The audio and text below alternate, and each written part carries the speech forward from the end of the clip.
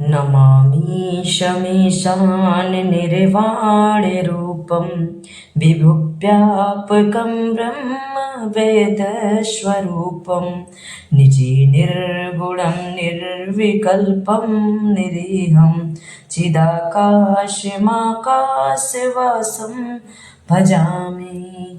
हर हर महादेव।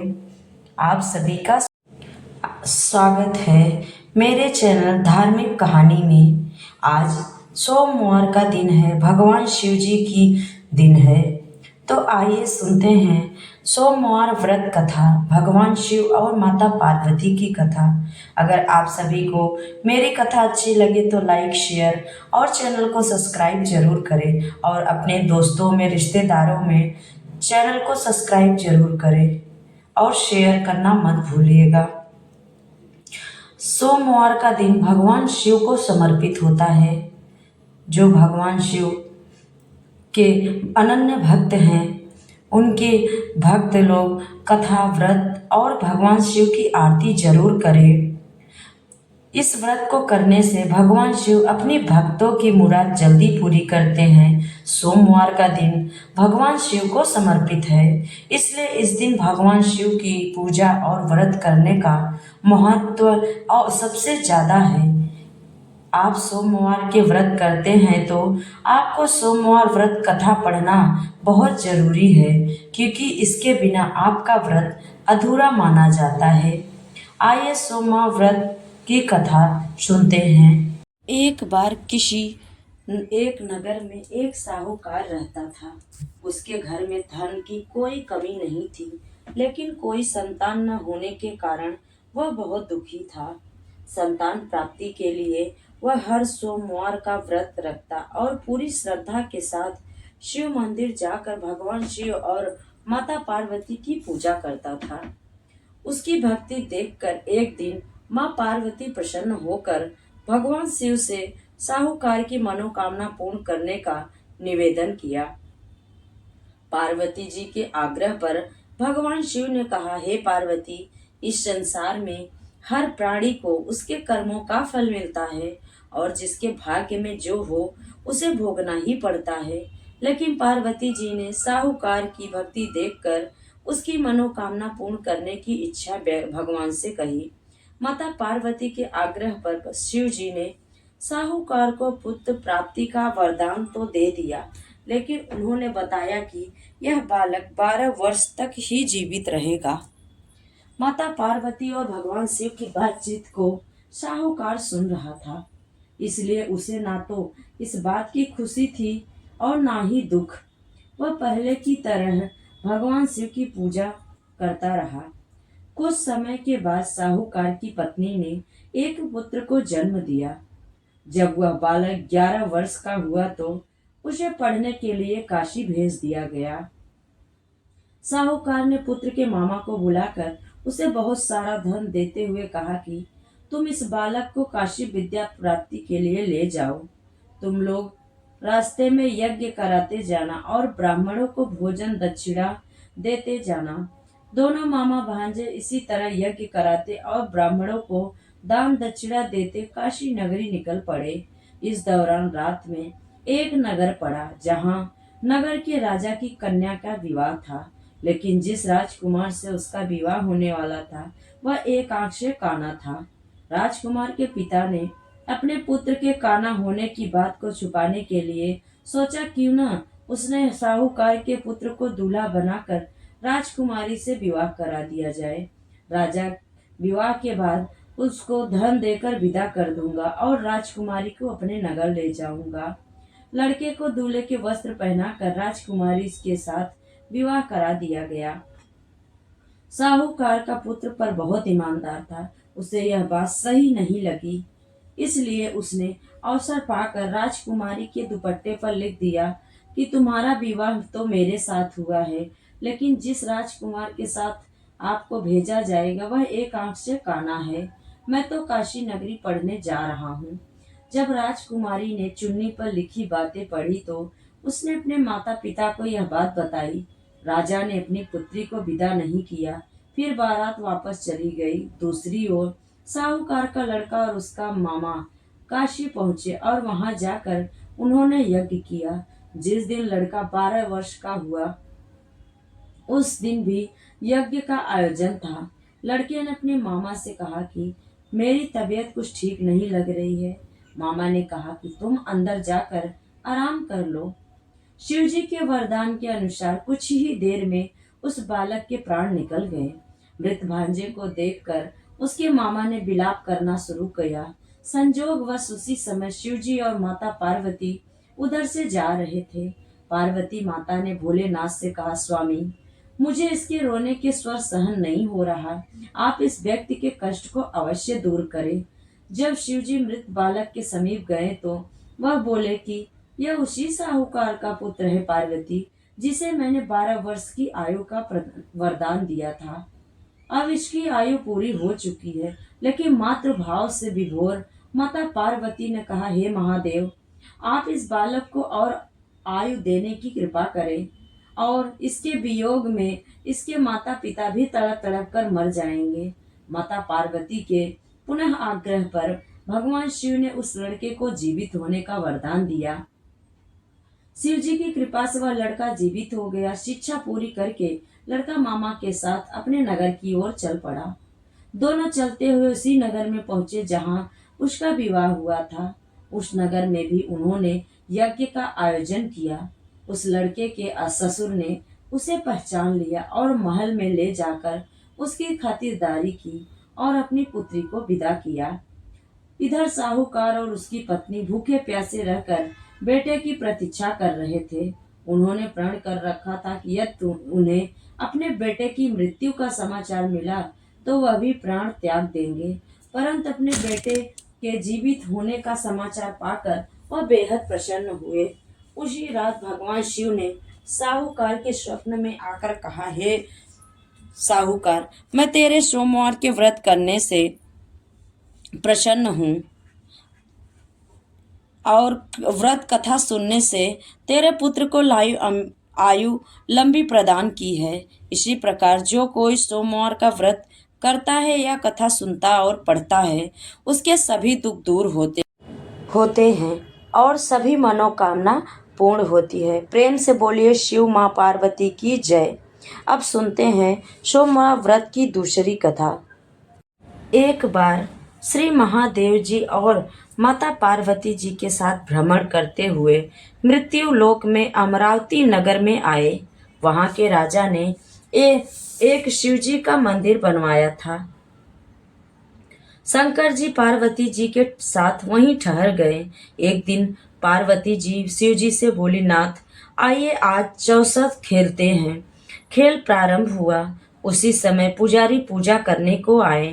पार्वती जी ने पूछा, पुजारी जी बताइए जीत किसकी हुई? पुजारी जी ने बिना सोचे समझे कहा कि भगवान भोलेनाथ ही जीतेंगे। अंत में जीत पार्वती जी की हुई। पार्वती जी ने मिथ्या भाषण के कारण पुजारी जी को कोढ़ी होने का श्राप दे दिया। पुजारी जी कोढ़ी हो गए। कुछ दिन बाद देवलोक की अप्सराएं पूजन के लिए आईं और पुजारी जी को देखकर उनके कोढ़ी होने का कारण पूछा। पुजारी जी ने सब बातें बता दी। अप्सराएं बोली, पुजारी जी, आप 16 सोमवार का व्रत करो, महादेव जी आपका कष्ट दूर करेंगे। पुजारी ने उत्सुकता से व्रत की विधि पूछी। अप्सराओं ने पुजारी को 16 सोमवार व्रत की विधि बताते हुए कहा, सोमवार के दिन सूर्योदय से पहले उठना, फिर स्नान से निवृत्त होकर स्वच्छ वस्त्र धारण कर लेना, उसके उपरांत आधा सेर गेहूं और आटे का चूरमा बनाकर उसके 3 भाग कर लेना, फिर भगवान शिव की प्रतिमा के समक्ष घी का दीपक जलाकर गुड़ नैवेद्य, फूल, बेलपत्र, चंदन, अक्षत, जनेऊ का जोड़ा लेकर विधि विधान प्रदोष काल में भगवान शिव की पूजा करना। पूजा के बाद गेहूं के आटे से बनाए गए चूरमे के 3 भाग में से एक भगवान शिव को अर्पित करना और एक आप ग्रहण करना। बाकी भाग को भगवान का प्रसाद मानकर सभी में बांट देना। इस विधि से 16 सोमवार व्रत कर 17वें सोमवार को 5 सेर गेहूं की बाटी का चूरमा बनाकर भोग लगाकर बांट दे। फिर सर्व कुटुंब प्रसाद ग्रहण करे। ऐसा करने से शिव जी आपके सारे कष्ट दूर करेंगे। यह कहकर अप्सराएं स्वर्गलोक को चली गई। पुजारी जी की विधि व्रत कर रोग मुक्त हुए और पूजन करने लगे। कुछ दिन बाद शिव पार्वती जी पुनः आए। पुजारी जी को जो कुशल देखकर पार्वती जी ने उनके रोग मुक्त होने का कारण पूछा। पुजारी जी के अनुसार पार्वती जी ने व्रत किया, फलस्वरूप कार्तिकेय जी पार्वती माता के आज्ञाकारी हुए। कार्तिकेय जी ने भी माता पार्वती से पूछा कि क्या कारण है जिससे मेरा मन आपके चरणों में लगा रहता है। पार्वती जी ने वही व्रत बताया। कार्तिकेय जी ने भी यह व्रत किया, फलस्वरूप उनका बिछड़ा हुआ मित्र मिला। उसने भी कारण पूछा और बताने पर विवाह की इच्छा से यथा विधि व्रत किया। वह विदेश गया और वहां राजा की कन्या का स्वयंवर हो रहा था। राजा का प्रण था कि किसी हथिनी जिसको माला पहनाएगी उसी के साथ पुत्री का विवाह होगा। वह ब्राह्मण भी स्वयंवर को देखने की इच्छा से एक और जाकर बैठ गया। हथिनी ने माला उसी ब्राह्मण कुमार को पहना दी। धूमधाम से विवाह हुआ। उसके बाद दोनों सुख से रहने लगे। एक दिन राजकन्या ने पूछा कि आपने कौन सा पुण्य किया जिससे राजकुमार छोड़ हाथिनी ने आपको चुना। ब्राह्मण ने 16 सोमवार का व्रत सहित विधि बताया। राजकन्या ने पुत्र प्राप्ति के लिए व्रत किया और सर्व गुण संपन्न पुत्र प्राप्त हुआ। बड़े होने पर पुत्र ने अपनी माता से पूछा कि किस पुण्य से आपको मेरी प्राप्ति हुई थी। राजकन्या ने सब विधि 16 सोमवार व्रत का बताया। पुत्र राज्य की कामना से व्रत करने लगा। उसी समय दूसरे राज्य के राजा के दूतों ने आकर उसे अपनी राजकुमारी के लिए चुना। आनंद से विवाह संपन्न हुआ। राजा के दिवंगत होने पर ब्राह्मण कुमार को राजगद्दी मिली। वह इस व्रत को करता रहा। एक दिन अपनी पत्नी को पूजा सामग्री शिवालय में ले जाने को कहा, परंतु उसने दासियों द्वारा भिजवा दी। जब राजा ने पूजन समाप्त किया तो आकाशवाणी हुई, इस पत्नी को निकाल दे, नहीं तो तेरा सत्यानाश कर देगी। प्रभु की आज्ञा मान उसे रानी को निकाल दिया। रानी भाग्य को कोसते हुए नगर में एक बुढ़िया के पास आई। उसका हाल देखकर बुढ़िया ने उसके सिर पर सूत की पोटली रख बाजार भेजा। रास्ते में आंधी, पोटली उड़ गई। बुढ़िया ने उसे फटकार कर भगा दिया। वहां से तेली के यहाँ पहुंची। जो सब बर्तन चटक गए तेली ने भी निकाल दिया। पानी पीने नदी पहुंची तो नदी सूख गई। सरोवर पहुंची तो हाथ का स्पर्श होते ही जल में कीड़े पड़ गए। उसी जल को पीकर आराम करने लगी। जिस पेड़ के नीचे जाती वह सूख जाता। वन और सरोवर की दशा देखकर ग्वाल उसे मंदिर के रस्म गोसाई के पास लेकर गए। उसे देखकर गोसाई जी समझ गए यह कुलीन अबला विपत्ति की मारी हुई है। धैर्य बंधाते हुए बोले, बेटी मेरा यहाँ रह, किसी की बात चिंता मत कर। रानी आश्रम में रहने लगी, परंतु जिस वस्तु पर उसका हाथ लगे उसी में कीड़े पड़ जाते। दुखी हो गोसाई जी ने पूछा, बेटी किस देव के अपराध से तेरी यह दशा हुई। पुजारी की बात सुनकर रानी ने सारी घटना बता दी। गोसाई जी बोले, बेटी तो 16 सोमवार का व्रत करो। रानी ने विधिवत व्रत पूरा किया। व्रत के प्रभाव से राजा को रानी की याद आई और दूतों को उसकी खोज करने भेजा। आश्रम में रानी को देखकर दूतों ने राजा को रानी का पता बताया। राजा ने जाकर गोसाई जी से कहा, महाराज यह मेरी पत्नी है। शिव जी के रिष्ट होने से मैंने इसका परित्याग कर दिया था। शिव जी की कृपा से अब मैं इसे लेने आया हूँ। कृपया इसे जाने की आज्ञा दे। गोसाई जी ने आज्ञा दी और राजा रानी नगर में आए। नगर वासियों ने नगर सजाया, बाजे बजने लगे, मंगलाचार हुआ। उसके बाद शिव जी की कृपा से प्रतिवर्ष 16 सोमवार का व्रत कर वह रानी के साथ सुख पूर्वक रहने लगे। इसी प्रकार जो मनुष्य भक्ति सहित और विधि पूर्वक 16 सोमवार व्रत को करता है और कथा को सुनता है, उसकी सभी मनोकामनाएं पूर्ण होती है और अंत में वह शिवलोक को प्राप्त होता है। हे शिव जी, जैसे आपने राजा और रानी को अपना आशीर्वाद दिया, वैसे सभी पर अपना आशीर्वाद बनाए रखना। प्रेम से बोले शिव और पार्वती जी की जय। अब सुनते हैं शिव जी की आरती। ओम जय शिव ओंकारा, स्वामी जय शिव ओंकारा, ब्रह्मा विष्णु सदा शिव अर्धांगी धारा। ओम जय शिव ओंकारा, एकानन चतुरानन पंचानन राजे, हंसानन गरुडासन वृषवाहन साजे। ओम जय शिव ओंकारा, दो भुज चार चतुर्भुज दस भुज अति सोहे, त्रिगुण रूप निरखता त्रिभुवन जन मोहे। ओम जय शिव ओंकारा, अक्षरमाला वनमाला मुंडमाला धारी, चंदन मृग मद सोहे भाले शशिधारी।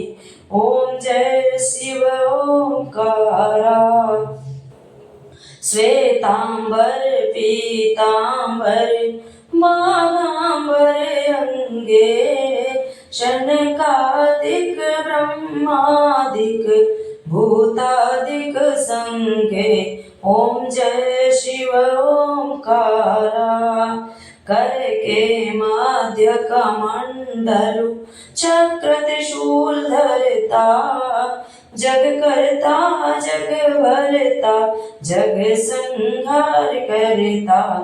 ओम जय शिव ओंकारा, ब्रह्मा विष्णु सदा शिव जानत अविवेका, प्रणवाक्षर के मध्य ये तीनों एका।